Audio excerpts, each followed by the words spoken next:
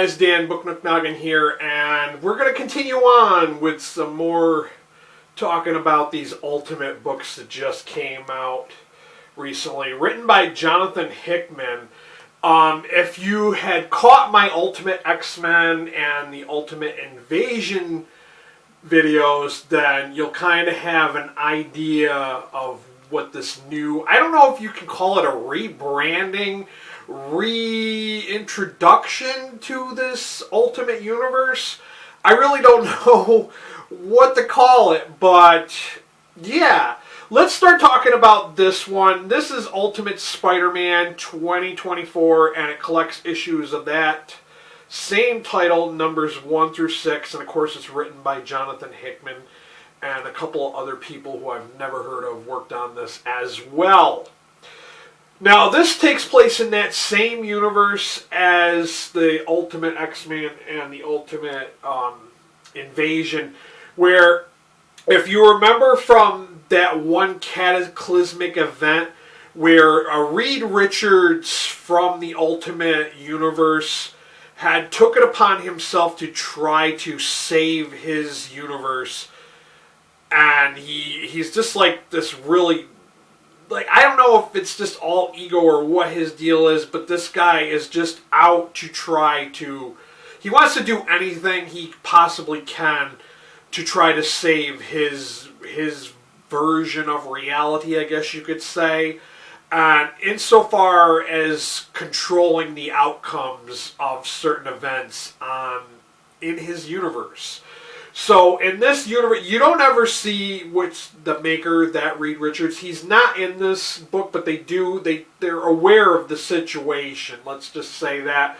But in this universe, Peter Parker is not Spider-Man at the start of this book. He's not Spider-Man.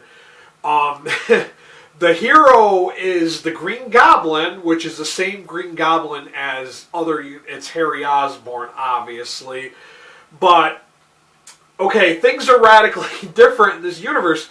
And the maker / Reed Richards has made it so that certain people were just not heroes in this universe.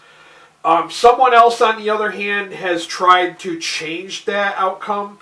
So in this world, Peter Parker is married to MJ. He has 2 kids, Richard and May, and Uncle Ben is still alive, and Aunt May is the one who is dead. And like I said, he does not have the powers of Spider-Man.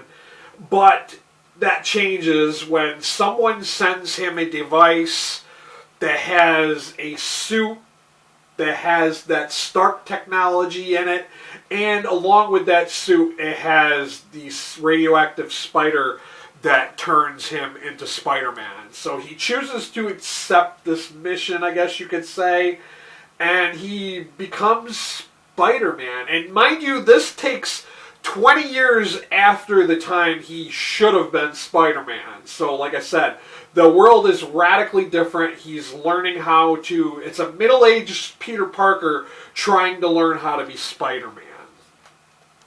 So, and then there's a totally different kind of Shocker guy, and yeah, so it's like people in this universe are like, they're either getting like powers and devices given to them to try to right the wrongs that the maker had done to this universe, to try to make it his perfect like vision of what his Ultimate Universe should be.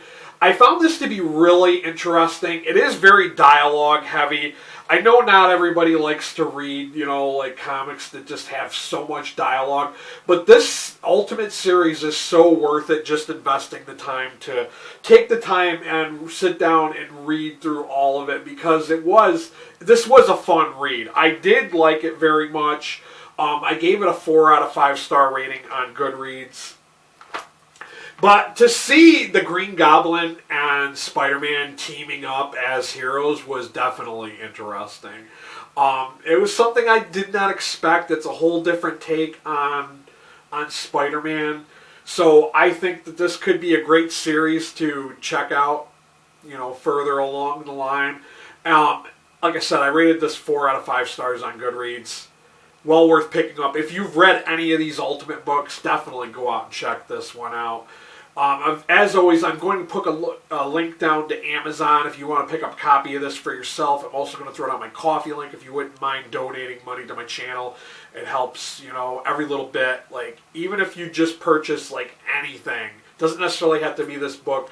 If you purchase anything through that link, I get a very small percentage of every sale. And the coffee link, I think all that money goes to me, too. So if you want to help me out, do that. If you're new here and you want to look for more comic graphic novel recommendations, by all means hit that subscriber button, and while you're there, hit that notification bell.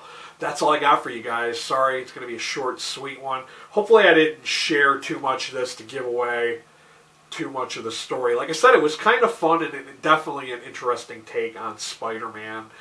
So yeah, go ahead and check this one out. Later, guys.